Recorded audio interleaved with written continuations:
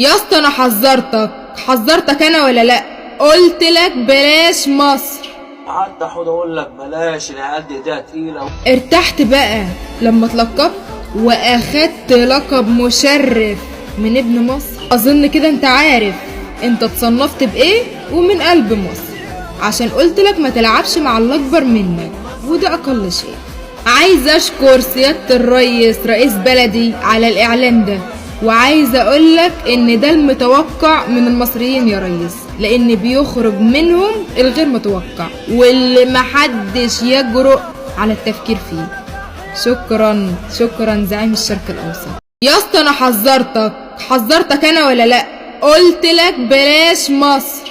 قعدت احاول اقول لك بلاش، العيال دي ايديها تقيله. ارتحت بقى لما اتلقبت واخدت لقب مشرف من ابن مصر. اظن كده انت عارف انت اتصنفت بايه ومن قلب مصر، عشان قلت لك ما تلعبش مع الاكبر منك، وده اقل شيء.